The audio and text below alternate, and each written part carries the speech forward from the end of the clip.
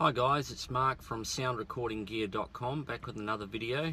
Today I'm at the beach. It's a windy winter's day and it's absolutely blowing a gale, but I had a few minutes spare, so I thought I'd share with you a few quick thoughts about what kind of gear you actually need. What's the minimum you actually need to start recording your music? Maybe you're new and you're wondering, well, you know, do I need to spend thousands and thousands of dollars on equipment? And the answer to that is, well, no, you don't.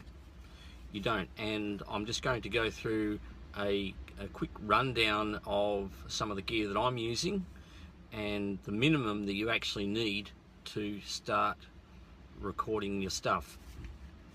So first of all, I'm assuming that you have a computer, that you're watching this video on that, and if you are, then it's probably going to be that computer is going to be more than adequate for starting out. At home I've got a computer that's 10 years old.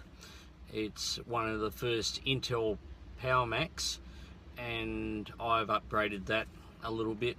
It cost me $300 and that came with the screen. So for not very much money, I've got a machine that is extremely powerful and will do the job recording my songs. So you don't need to spend that much. You can pick up a laptop for maybe $100 or so. As long as your machine, say 10 years or younger, then that should be more than adequate to do your stuff. You might be limited in your power and what your processor's got, but you can mix down your stuff, you can bounce it down and then do it one track at a time.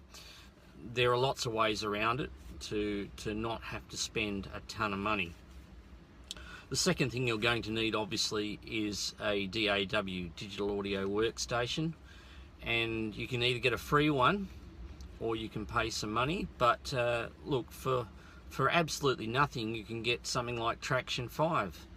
It doesn't cost you a cent, and that's extremely powerful, and you can record your music with that. The other one is Ardor. That's just a couple of bucks. There's quite a few on the market, and don't forget what's supplied with an audio interface, which I'm going to talk to you next.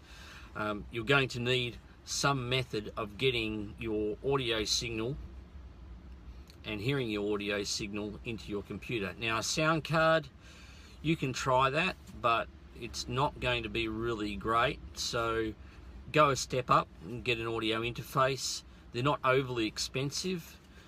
They do come with a DAW bundled normally. So you've got one there. That's free. You get a light version. You might get a light version of Pro Tools, for example, or there's Ableton, which is another one. There's quite a few.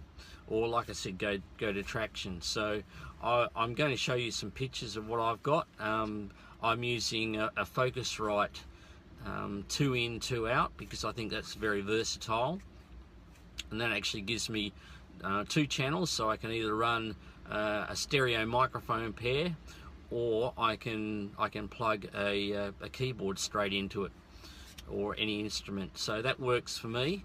When I first started, I bought the original Motu 828, which had 1, 2, 3, 4, 5, 6, 7, 8 channels, and that was a bit of an overkill, but I'm still using that. That's run on Firewire, and it works fine. You could probably pick up one of those for not very much money now on eBay, but it's a bit overkill. You really just need 2 channels, or even 1 channel to begin with, but I personally would go for 2, just because of the versatility, because that way you can run a microphone, say, to a guitar and sing at the same time if that's what you wanted to do, or run a stereo channel for a keyboard, for example. So I go for a 2 channel at the minimum.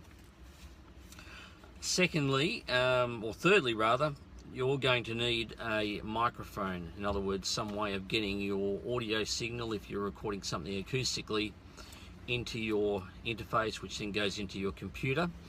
I'm using just a Behringer B1. condenser microphone, that works fine for me. I've also got a Shure SM58, which is a stage microphone. They're nice and rugged. And I've also got a couple of other microphones as well, which are handy. But really, you just need one microphone. So you can either go for a large diaphragm microphone, like I said, the Behringer B1, which works fine. There's a couple of other brands. Samson makes a nice microphone, not very expensive, and that will do most of your needs. You can put that in front of virtually any instrument. You'll need a pop filter or some kind of filter, or even just use a coat hanger with a bit of cloth draped over it, and that will take out the booms and the pops of your vocals when you're singing. The next thing that you're going to need, obviously, is your cable and a stand for your microphone, but you're going to need some way of hearing what you've recorded. So there's two ways you can do that. First of all, you can use a set of headphones, which is what I mainly use so I don't annoy the neighbours. A closed pair is probably ideal, because that way, if you're recording other instruments, you're not going to get leakage coming out of your headphones going into your microphone. Okay, so a closed pair is ideal. Look, they're not very expensive. For $30–40 you can get a nice pair of headphones. If you can, get some speakers. I just thought I'd quickly cover Midi interfaces and what I'm using as well. Now, what I'm using for a Midi interface is a Korg micro key, and that comes bundled with a nice supply of virtual instruments, and they're excellent as well. So once again, your Midi interface, you've got two choices what you can do with a Midi interface.